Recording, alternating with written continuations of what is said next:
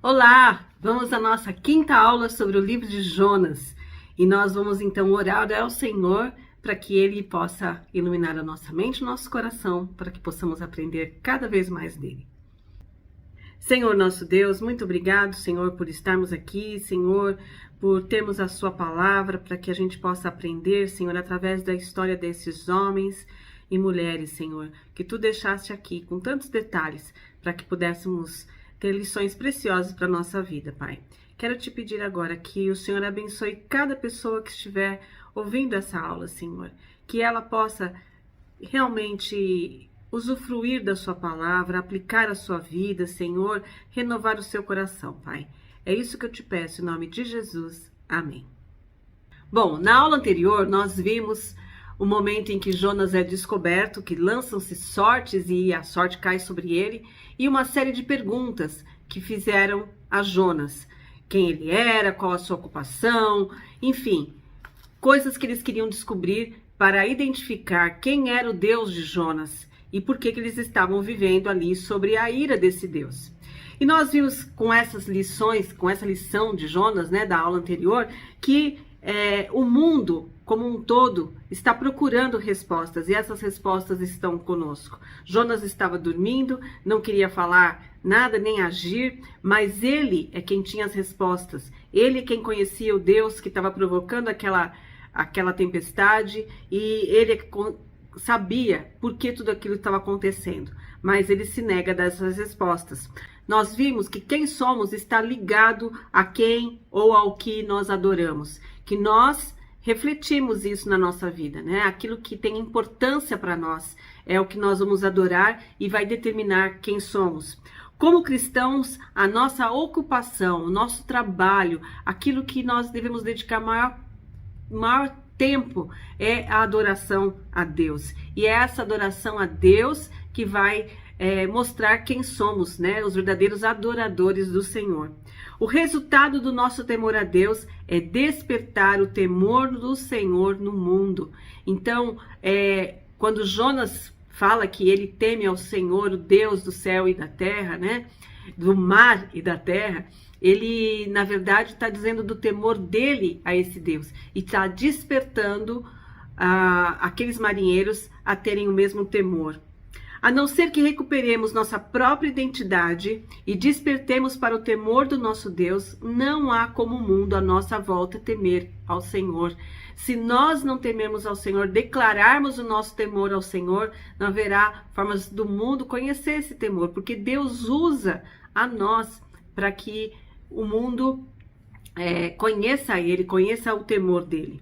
Os atos de Deus na vida do seu povo pretendem mostrar ao mundo a verdade sobre ele. Nós vimos que a disciplina que Deus traz sobre a nossa vida, as bênçãos que Deus traz, os milagres que Ele faz conosco, são testemunhos da verdade dele para o mundo. Então, tudo isso nós vimos com a aula anterior. E hoje nós veremos o que aconteceu naquele navio depois que o Jonas ele é descoberto. Para isso, eu gostaria que você abrisse a sua Bíblia em Jonas, capítulo 1, versos de 11 a 17. Jonas 1, 11 a 17 diz assim: Visto que o mar estava cada vez mais agitado, eles lhe perguntaram: O que devemos fazer com você para que o mar se acalme? Respondeu ele: Peguem-me e joguem-me ao mar, e ele se acalmará. Pois eu sei que é por minha causa que esta violenta tempestade caiu sobre vocês. Ao invés disso, os homens se esforçaram ao máximo para remar de volta à terra, mas não conseguiram porque o mar tinha ficado ainda mais violento. Eles clamaram ao Senhor: Senhor, nós suplicamos, não nos deixes morrer por tirarmos a vida deste homem. Não caia sobre nós a culpa de matar um inocente, porque tu, ó Senhor, fizestes o que desejavas. Em seguida, pegaram Jonas e o lançaram ao mar enfurecido, e este se aquietou. Tomados de grande temor ao Senhor, os homens lhe ofereceram um sacrifício e se comprometeram por meio de votos. O Senhor fez com que um grande peixe engolisse Jonas, e ele ficou dentro do peixe 3 dias e 3 noites. Bom, então, a primeira coisa que nós vemos aqui é que depois que eles descobrem né, que é Jonas, que Jonas fala do Deus dele, eles vão perguntar para Jonas: o que te faremos para que o mar se acalme? Ou seja, como o motivo da tempestade era Jonas, e como o Deus de Jonas que estava provocando, né, aquela tempestade, ele era o mandante da tempestade, eles viram que ele era a chave para acalmar aquela tempestade. Ele é que poderia dizer o que iria fazer com que tudo aquilo acabasse. Ele conhecia o Deus dele, então ele saberia como aplacar a ira de Deus. Jonas, o motivo da tempestade. O Deus de Jonas, o causador da tempestade. Portanto, somente Jonas saberia como deter essa tempestade, e era isso que eles estavam fazendo. Eles estavam perguntando para Jonas. Eles já tinham feito tudo. Eles tinham jogado o peso para fora do navio, eles tinham clamado aos seus deuses, né? Mas agora eles precisavam fazer alguma coisa com aquele homem que fazia com que Javé, né, o Deus que estava fazendo todas aquelas coisas, tinha feito ele se irritar àquele ponto de mandar uma tempestade tão poderosa. Eles tinham que consultar a Jonas para que fizessem algo a Deus e aplacasse a ira dele e não tornasse ele ainda mais irado. Porque vai que a gente faz alguma coisa aqui que esse Deus ainda vai ficar com mais raiva de nós. Então nós precisamos saber o que fazer. Apesar deles estarem certos que Jonas era o culpado, eles não agiram sem pensar, eles não foram impulsivos, eles não pensaram eles mesmos em executar uma sentença. Eles não simplesmente pegaram Jonas e se livraram deles. Eles foram consultar Jonas. O que nós podemos fazer para que isso pare, né? Ele conhecia o seu Deus. Mesmo que as pessoas estejam erradas, nós não podemos nos colocar no lugar de juiz. Muitas vezes a gente já quer dar uma sentença, né? Ah, essa pessoa está errada, tem que acontecer isso, aquilo com ela. Mas a gente não consulta a Deus, né? E, na verdade, eles estavam consultando o Deus de Jonas através dele. O que nós devemos fazer com vocês? Eles agiram assim com misericórdia e prudência, para que Deus realmente se acalmasse e acabasse com aquela tempestade. Nós vemos aqui no verso 11 que o mar estava cada vez mais agitado. Então, eles estavam ali conversando com Jonas e a coisa cada vez piorando mais, né? Eles já tinham identificado Jonas como problema, já estavam procurando resolver, mas o mar estava cada vez mais agitado. E é essa a verdade. Aonde houver desobediência, a tempestade só vai piorar. Ela só vai crescer cada vez mais. Identificar a causa não faz a tempestade acabar. Identificar a causa não traz a solução.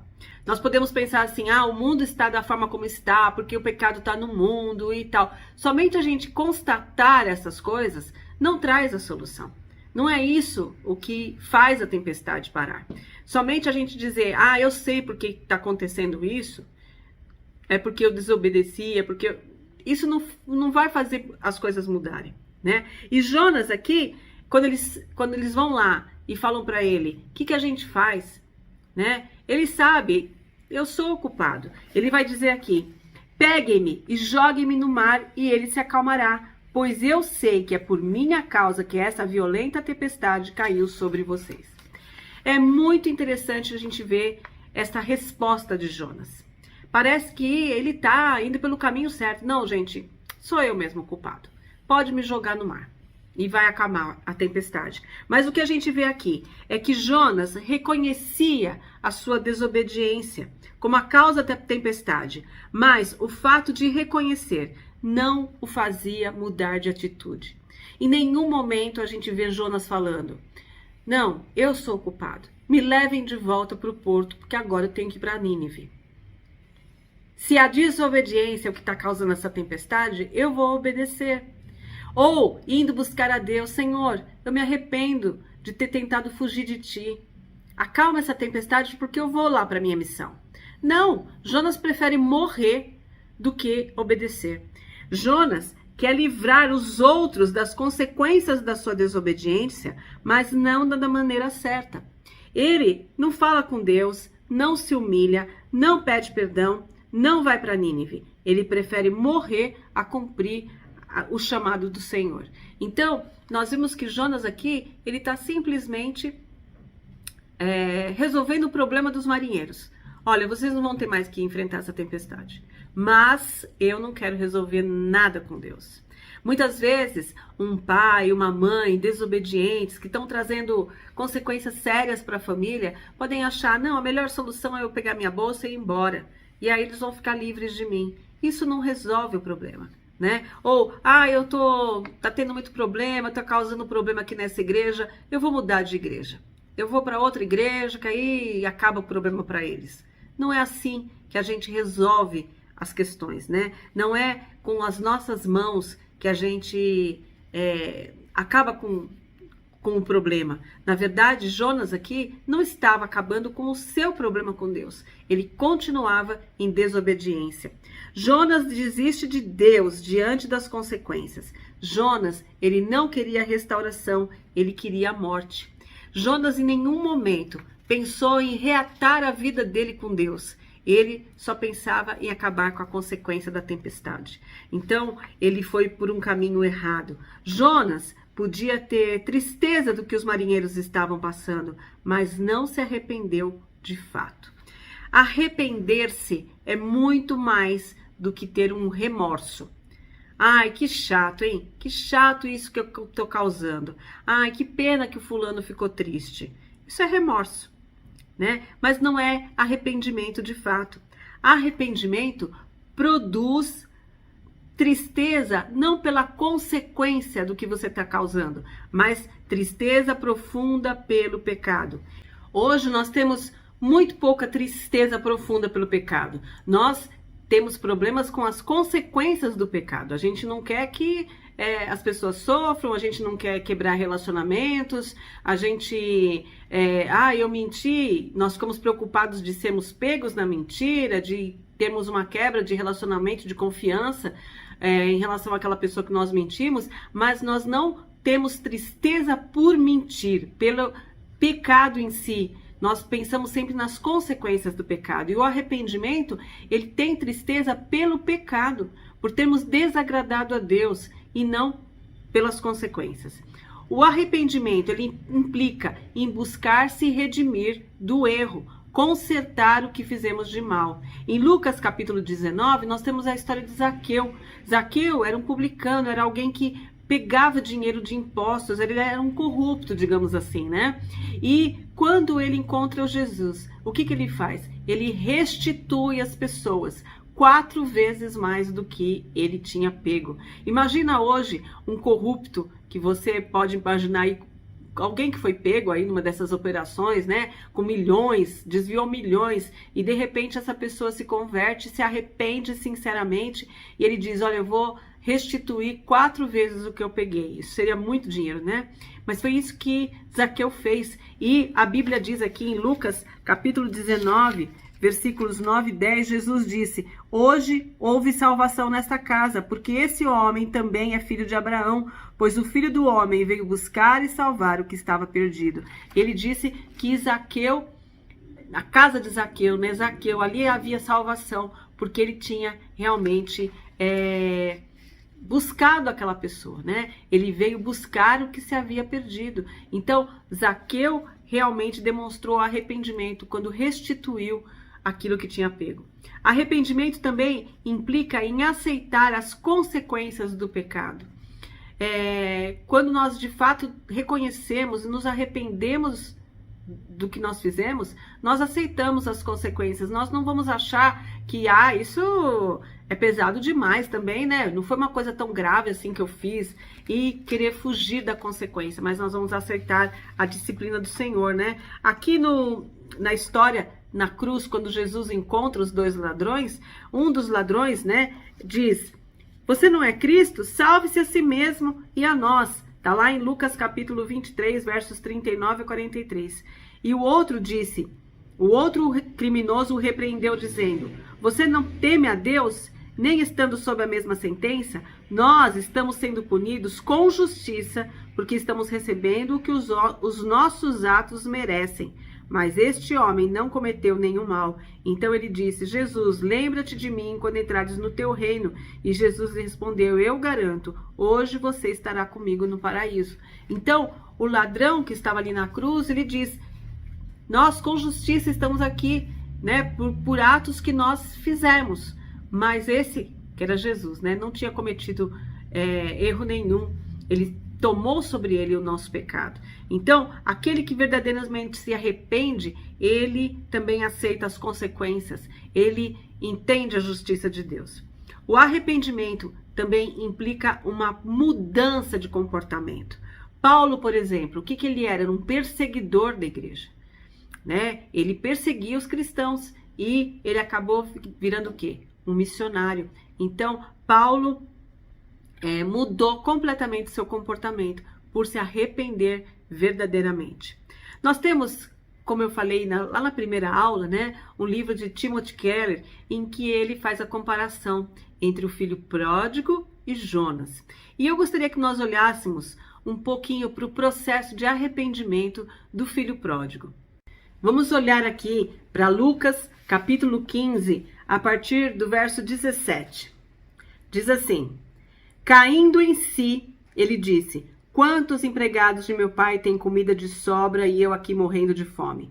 Eu me porei a caminho e voltarei para meu pai e lhe direi: Pai, pequei contra o céu e contra ti, não sou mais digno de ser chamado teu filho. Trata-me como um dos teus empregados. A seguir, levantou-se e foi para seu pai. Estando ainda longe, seu pai o viu e, cheio de compaixão, correu para o seu filho e o abraçou e beijou. Então, nós olhando aqui para esse processo, né, de arrependimento do filho pródigo, que foi embora, foi gastar toda a fortuna do pai e depois se viu lá comendo a comida dos porcos, né? Nós vemos que a primeira coisa que acontece com alguém que verdadeiramente se arrepende está aqui no verso 17. Diz: ele caiu em si. Ele, caiu a ficha, né? Ele se reconheceu como um pecador. E ainda no versículo 17 diz assim: caindo em si, ele disse: quantos empregados do meu pai têm comida de sobra e eu aqui morrendo de fome? Isso é uma profunda tristeza, né? Olha quanta gente que está lá, que é empregado do meu pai e está muito melhor que eu e eu aqui. Então, aquele que realmente está arrependido, ele vê a condição dele como uma condição ruim. Olha aqui onde eu estou, né? Olha o que eu estou fazendo. Ele cai em si e ele tem tristeza pelo pecado. E depois que ele tem tristeza pelo pecado, ele vai resolver realmente confessar o seu pecado. Ele diz aqui: eu me porei a caminho e voltarei para o meu pai e lhe direi: Pai, pequei contra o céu e contra ti. Não sou mais digno de ser chamado teu filho, né? Olha, eu pequei. Ele admite, ele confessa o seu pecado. Além disso, ele tem vergonha do seu pecado, né? Não sou digno de ser chamado teu filho. Trata-me como um dos teus empregados. Olha, eu estou envergonhado, eu não sou digno mais de ser chamado seu filho. Romanos capítulo 12, verso 9, diz que aquele que se arrepende, realmente ele odeia o pecado. Diz assim: o amor deve ser sincero, odeiem o que é mal, apeguem-se ao que é bom. Então, aquele que realmente é arrependido, aquele que entende, né, o pecado como o mal, ele vai passar a odiar o mal. Então, ele tem a percepção do pecado, ele tem a tristeza profunda pelo seu pecado, ele confessa o seu pecado, ele tem vergonha do pecado, ele tem ódio pelo pecado e, acima de tudo, ele converte-se do pecado. O que está dizendo aqui em Lucas capítulo 15, verso 20? A seguir, levantou-se e foi para seu pai. Estando ainda longe, seu pai o viu e, cheio de compaixão, correu para o seu filho e o abraçou e beijou. Ele levantou-se e foi para o pai. Ele reconheceu a condição dele e disse: olha, eu vou chegar lá, vou falar que eu não sou digno, mas ele se levantou e foi. Isso é se converter, é mudar de direção. Nós podemos dizer, ai, eu não devia ter feito, ai, não devia ser assim, e permanecermos no erro, né? Não nos converter, não mudar a direção, não mudar o rumo. Então eu digo, ai, não adianta, eu sou desse jeito mesmo. Eu quando vejo já explodi, ai, eu tenho muita ira, eu tenho muita raiva, ou ai, olha, quando eu vejo mentir, sempre para resolver a situação. Não adianta só admitir isso, mas é dizer, eu não quero mais fazer isso. Eu quero me converter deste caminho. Eu não quero continuar andando dessa maneira indigna, né? Nós devemos ter um andar digno como filhos de Deus, digno de sermos chamados filhos de Deus. Por isso, nós precisamos, além de confessar, de reconhecer, nos converter. E era isso que se esperava de Jonas, esse processo, né? Eu sou o desobediente, Senhor, me perdoe, né? Eu não sou digno nem de ser chamado profeta, mas me perdoe e eu quero voltar e eu quero ir para Nínive. Não, mas não foi isso que ele fez. Ele preferiu ser jogado ao mar, né? Mas o que nós vemos na história de Jonas é que os marinheiros ainda tentam resolver a situação. Entretanto, os homens se esforçavam com os remos para voltar à terra.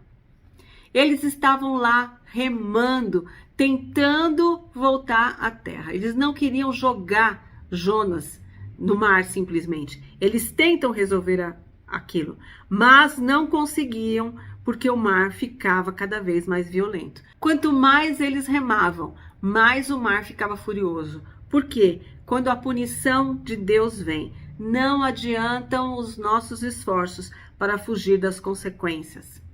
Somente o arrependimento traz o perdão completo. Não adianta a gente querer poupar alguém que está em desobediência de viver uma consequência, resolvendo a situação por ele, porque a gente vai remar, mas ainda assim Deus vai punir, Deus vai fazer com que ele reconheça a ponto dele chegar a se arrepender. Isso é muito comum com mães, né? Nós que somos mães, a gente quer evitar qualquer sofrimento do filho, mas o filho desobediente, ele vai sofrer as consequências da sua desobediência. Nós vamos sofrer juntos, vendo eles sofrendo pela desobediência, mas nós não podemos, de alguma maneira, dar um jeitinho para que a desobediência dele não cause consequência, para que ele não sofra. E isso vai acontecer e nós não poderemos evitar. Por isso que nós devemos colocar nossos joelhos no chão e clamar ao Senhor, para que os nossos filhos sejam obedientes ao Senhor, para que eles sejam servos do Senhor, para que eles reconheçam a vontade soberana do Senhor, para que assim eles não sejam desobedientes e acabem colhendo consequências dos seus atos, né? Então, o mar estava ali cada vez mais violento, os marinheiros tentando de todo jeito remar para chegar em terra, mas nada acontecia. Por isso clamaram ao Senhor e disseram: nós te rogamos ao Senhor que não morramos por causa da vida deste homem e que não nos culpe pelo sangue inocente, porque tu fizeste o que te agrada, ó Senhor. É impressionante que os marinheiros aqui, eles oram, eles clamam a Javé, eles pedem misericórdia ao Senhor antes de jogar Jonas no mar, né? Eles reconhecem o poder, a soberania de Deus. Olha, a gente não quer fazer nada de errado. Então tem misericórdia de nós, não vai nos culpar depois que a gente jogar o seu profeta aqui no mar. Eles fazem tudo que Jonas não faz. Eles oram a Deus, falam com Deus, enquanto Jonas está lá simplesmente esperando a sentença de... A sentença não, ele já tinha se dado, né? Pode me jogar no mar. Está esperando só o momento de ser jogado. E aí, é isso que acontece. Pegaram Jonas e lançaram ao mar, e o mar cessou a sua fúria. Jonas estava determinado a não ver os ninivitas salvos, e ele foi lançado ao mar, então, sem uma prece. Jonas até aqui não fala com Deus, né? Ele simplesmente quer que as coisas aconteçam do jeito dele, né? Os ninivitas não vão ser salvos, eu não vou pregar a palavra dele. E a gente tem que tomar cuidado porque a gente sabe o restante da história de Jonas e por isso pode parecer mais leve esse momento. Aqueles marinheiros não jogaram Jonas para a boca do peixe para ficar lá 3 dias. Vamos jogar Jonas no mar porque ele vai ficar 3 dias, depois vai ser salvo. Eles jogaram Jonas no mar agitado para morrer. Então é isso. Jonas estava tão determinado a não obedecer que ele estava disposto a morrer e não fazer aquilo que Deus queria, né? E esses homens então jogam Jonas no mar e no mesmo instante aquela tempestade acaba. O Deus que mandou a tempestade também acaba com a tempestade. A tempestade vem na hora que Deus quer e ela acaba na hora que Deus quer. E não adianta a gente remar, porque não é isso que vai fazer a tempestade mudar. Muitas vezes nós vemos um mundo aí dividido, destruído, violento, numa profunda tempestade, uma tempestade moral, uma tempestade espiritual, em todos os sentidos, né? E a gente pode imaginar assim, não, se a gente se unir, a gente não vê esses discursos na televisão, políticos e outros, a gente se unindo, vai fazer... Não adianta, gente, não é dando a mão e todo mundo cantando uma música bonita que a gente vai aplacar a ira de Deus. Ela só tem uma forma de ser aplacada, que é através da cruz de Cristo. É através do arrependimento dos pecadores, realmente se curvando diante do Senhor soberano, proclamando o Senhor Jesus como seu Salvador. E é isso que aplaca a ira de Deus, né? Qualquer outra atitude nossa é simples remar na tempestade, tentando chegar em terra seca, mas que não é possível se não for através de Jesus. E continuando aí, nós vemos o quê? Que os homens temeram ao Senhor com grande temor. Então ofereceram sacrifícios ao Senhor e fizeram votos. A partir do momento em que aquela tempestade instantaneamente cessa, os homens, os marinheiros aqui, temeram ao Senhor. Eles viram realmente, né? Esse Deus é o Deus do mar, aquele que aplaca tudo aqui. E a Bíblia diz que eles ofereceram sacrifícios ao Senhor e fizeram votos. Apesar da desobediência, Deus se fez conhecido aos pagãos através de Jonas. A situação que Jonas viveu ali no barco, né, foi uma manifestação da verdade de Deus para aqueles homens e eles então temeram ao Senhor. É interessante que se você voltar aqui no capítulo 1, no verso 5, a gente vê que todos os marinheiros ficaram com medo.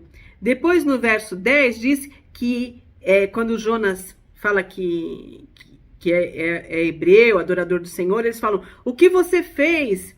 Né? Eles ficaram apavorados, ou eles ficaram com muito medo. E agora, aqui, quando eles lançam no mar e aquilo para tudo, diz que eles foram tomados de grande temor. Então eles ficaram com medo, apavorados, e depois eles ficaram com temor. Já não era mais medo, era um temor, um respeito a Deus, aquele que tinha feito realmente tudo parar. Eles tiveram medo da tempestade e agora eles temem o Senhor da tempestade. A verdade de Deus, ela chega aos pecadores apesar de nós. Apesar de Jonas não ter aberto a boca dele para resolver a situação, não ter proclamado o Senhor, não ter se dobrado de joelhos ali, confessando o Senhor, apesar de tudo isso, Deus usou aquela situação toda para mostrar a verdade dele para aqueles marinheiros. O mar acalmado foi a mensagem, a manifestação da grandeza de Deus, e eles temeram, adoraram e se comprometeram, fizeram votos ao Senhor. A gente pode pensar, eles se converteram a Javé, foi mais um Deus. Nós não sabemos, isso não está determinado aqui na Bíblia, mas nós sabemos que esses homens conheceram o Deus verdadeiro, tanto que eles se prostram e eles adoram e se comprometem com ele. E o que aconteceu depois disso? Então o Senhor preparou um grande peixe para que engolisse Jonas, e ele ficou 3 dias e 3 noites no ventre do peixe. Jogar Jonas no mar, acalmar a tempestade, não foi o final da história. Jonas, enquanto estava lá, aquela tempestade, enquanto tudo aquilo estava acontecendo, Deus não desistiu de Jonas. Aquele peixe já estava caminhando rumo ao lugar onde Jonas seria jogado, né? Jonas desiste de servir a Deus, mas Deus não desiste dele. O servo de Deus, ele só morre quando Deus cumpre os seus propósitos na vida dele. Não era tempo de Jonas ainda morrer. Deus queria se manifestar na vida de Jonas. Portanto, Deus manda aquele grande peixe para engolir Jonas. Então, nós podemos imaginar que não é que aquele peixe surge ali do nada, né? Como as peças do plano de Deus vão sendo encaixadas, né? Aquele peixe que se desloca no mar, indo para aquele rumo, já tinha uma missão, né? Ele ia engolir o profeta. E o profeta que está sendo jogado, achando que, pronto, acabou, né? Não acabou. Só Deus é quem acaba. Só Deus é quem diz, agora é o tempo final. Eu costumo falar para minha mãe, mãe, se Deus não levou a senhora é porque a senhora tem algo para fazer aqui. É comum, né? Nós vemos os idosos dizendo, não sei por que eu fico... Minha mãe não tem essa fala, mas as pessoas falam, tô aqui, velho, só dando trabalho. Você não sabe o que Deus está realizando na sua vida, que está sendo um testemunho da verdade dele para a vida das outras pessoas. De que forma ele quer usar você como um instrumento de divulgação da mensagem dele. Às vezes você, mas eu só, do jeito que eu tô velhinha, eu não posso nem sair, eu só posso orar. Que bênção! Ore, interceda pelos outros. É para isso que Deus está te deixando aqui. Porque quando ele não tem mais motivo para nos deixar aqui, ele nos leva para ele, né? Então, na vida de Jonas, não era tempo dele ir ainda. Ele ia ter algo a mais a cumprir. O que nós aprendemos então aqui neste trecho da história de Jonas? O que nós podemos aprender com ele, né? A primeira coisa é que admitir o pecado não é se arrepender. Simplesmente você reconhecer que aquilo que você está praticando é pecado, não quer dizer que você está se arrependendo, né? Nós vimos aqui o que é o verdadeiro arrependimento. Como você tem que estar triste pelo pecado, como você deve confessar o seu pecado, como você deve mudar, né, a sua forma, a sua atitude. Então, simplesmente admitir o pecado não é reconhecer, não é se arrepender. A solução para o nosso pecado não está em nossas mãos. Aquilo que Jonas sentenciou a ele mesmo, né? Me jogue no mar e tudo bem, isso não resolvia o pecado dele. Muitas vezes nós achamos, eu vou deixar então de frequentar a igreja. Não resolveu o seu pecado, não resolveu o seu relacionamento com Deus. Eu vou me divorciar para acabar o problema da minha casa. Isso não resolve o seu problema com Deus. Então, a solução para os nossos pecados não está nas nossas mãos, a solução está na palavra de Deus. A palavra de Deus, em 1 João 9, diz que se nós confessarmos os nossos pecados, Ele é fiel e justo para nos perdoar. É uma questão de você e Deus, o seu relacionamento com Deus, o verdadeiro arrependimento, o reconhecimento, a mudança de atitude, né? E não simplesmente a gente achar que nós que vamos dar fim à questão. Contornar as consequências do pecado não fará acalmar a tempestade. Se o nosso relacionamento com Deus está rompido pelo pecado, não são as consequências, né? Resolver as consequências que vão dar conta disso. Muitas vezes, por exemplo, na questão dos relacionamentos, nós vamos lá, fazemos algo com alguém, aquela pessoa fica ferida e a gente vai lá, retoma a amizade, deixa o tempo passar. Tá tudo bem, não resolveu lá atrás, não resolveu o pecado. Nós muitas vezes temos o pecado do orgulho, o pecado de outras coisas que atrapalham as nossas atividades, as nossas relações, as atividades da igreja, e a gente vai lá e arruma a consequência, mas não arruma a raiz, né? Que é o pecado que está produzindo tudo aquilo. Então, não adianta contornar as consequências do pecado. Isso não vai acalmar a tempestade. Se Deus estiver nos disciplinando por essas questões, Ele vai continuar disciplinando. Não é isso que vai fazer você se sentir em paz com Deus. Não temos o nosso destino em nossas mãos, temos um plano de Deus se cumprindo em nós. Não somos nós que determinamos, agora é hora de acontecer tal coisa. Não. Nós temos um plano maior de Deus se cumprindo em nós e nós precisamos realmente estar conscientes de que esse plano está acontecendo, né? Jonas podia achar que ele estava escrevendo a história dele. Tem um monte de gente por aí, coach, hoje em dia, né? Que fala, você escreve sua história, você não escreve nada. Deus já tem tudo escrito. E nós estamos aqui cumprindo a vontade dele. Nós podemos cumprir a vontade dele com alegria ou fazendo as coisas, né, de uma maneira ali empurrada e que não nos traz deleite nele. Nós vamos ver mais para frente Jonas vivendo exatamente isso, né? Mas nós podemos cumprir o plano dele para nossa vida já inteiramente alegres, felizes e contentes nele, né? Então, nós não temos o nosso destino nas mãos. Uma outra coisa que nós podemos ver aqui nessa história é que a mensagem de Deus será conhecida por quem Ele quiser, da forma que Ele quiser, e nós não podemos parar a misericórdia de Deus. Os marinheiros conheceram a verdade de Deus, apesar de Jonas. Apesar de Jonas não ter falado absolutamente nada, Deus quis alcançá-los com a verdade dele e Ele fez isso. Deus estende a misericórdia dele para quem Ele quer e não somos nós que determinamos isso, né? Não, olha, não tem que pregar na cadeia porque ladrão e assassino não devem conhecer Jesus, eles devem tudo para o inferno, morrer. Não é você que determina isso, né? Se Deus quiser alcançar o mais terrível dos pecadores, lá que a gente olha, né, e vê pelos atos deles que são terríveis, mas a gente não se reconhece também como pecador, a gente acha só que quem comete aqueles crimes e tal, que são os terríveis, mas vamos imaginar eles mesmos como os terríveis. A misericórdia de Deus pode alcançá-los, se assim Deus o quiser, e não somos nós que impedimos isso. Deus sempre terá formas de realizar os planos dele da forma como ele quer. E a última coisa que nós vemos aqui é que Deus não desiste dos seus filhos. Quando alguém é chamado e se torna filho de Deus, não adianta o que ele fizer, Deus não vai desistir dele. Pode se jogar lá no mar, Deus vai mandar um grande peixe para engoli-lo, né? E é isso que acontece com Jonas. Deus não desiste de Jonas. Deus vai atrás dele. E nós vamos ver que ele é insistente. E ele realiza o que ele quer na vida de Jonas, né? Então, que nós possamos ter essa consciência.